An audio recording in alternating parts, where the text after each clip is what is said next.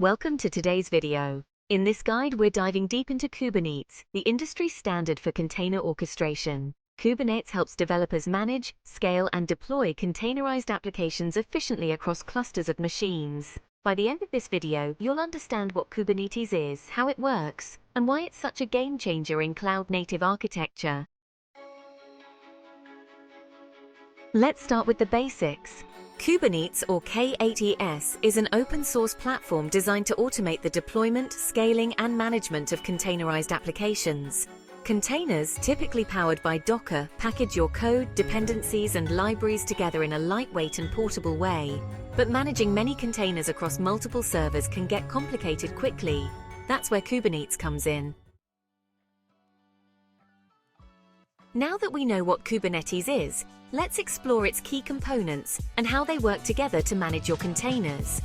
A Kubernetes cluster is made up of two parts, the control plane and the worker nodes. The control plane is the brain of the operation. It consists of the API server, scheduler, and controller manager, which handle decisions on what containers should run where. Worker nodes are the machines or virtual servers that run the actual application workloads. The smallest deployable unit in Kubernetes is the pod. A pod can contain one or more containers that share storage and network. A service in Kubernetes is an abstraction that defines how to access a group of pods. Namespaces are used to divide cluster resources between multiple users. The control plane decides where to place containers based on resources, while the worker nodes run those containers. Pods are like the building blocks, each containing one or more containers, and services help connect the pieces to the outside world. Let's break down the inner workings of Kubernetes. When you deploy an application, Kubernetes makes sure it's running smoothly and can scale based on demand. Here's a simplified flow. A developer writes code, creates a container image using Docker, and pushes it to a container registry. The control plane decides on which worker node to deploy the pod based on available resources. If more traffic hits the application, Kubernetes automatically scales the number of pods across nodes to handle the load. If a pod fails, Kubernetes will automatically restart it to ensure uptime. Why do so many companies and developers love Kubernetes? Let's explore some of the key benefits.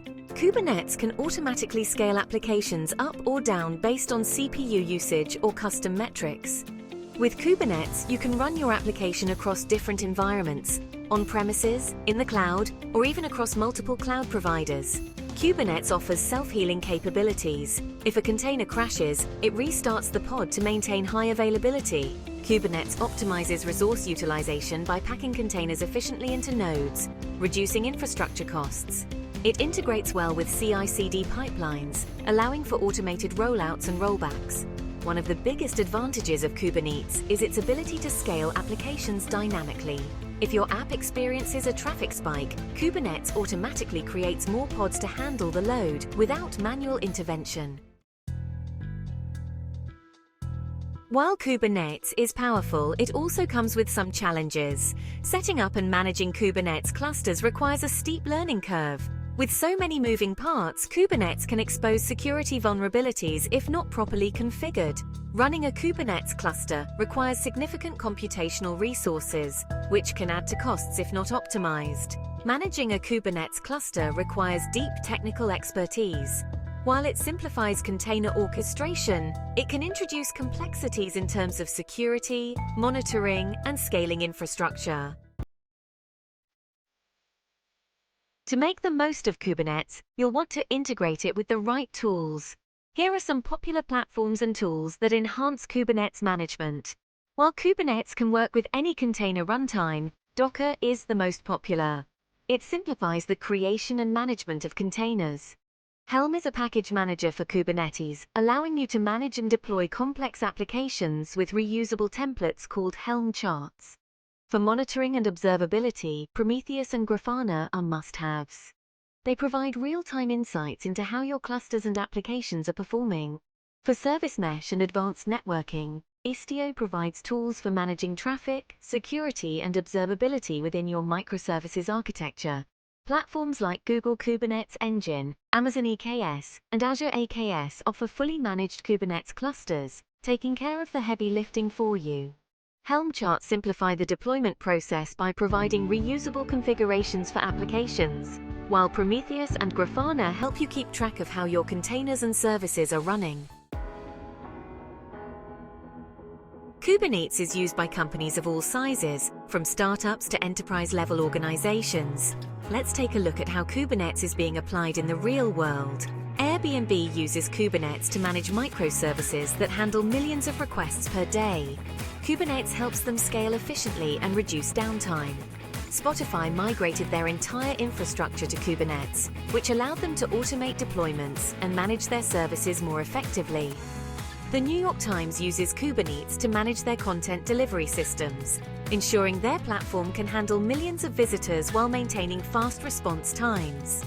At Spotify, Kubernetes enables them to scale their services for millions of users worldwide, while maintaining a robust, automated deployment system.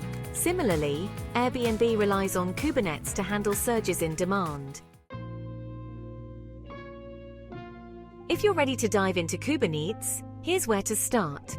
Tools like Minikube or Docker Desktop allow you to run Kubernetes on your local machine for testing. The official Kubernetes documentation is a great place to learn about pods, deployments, services, and other core concepts.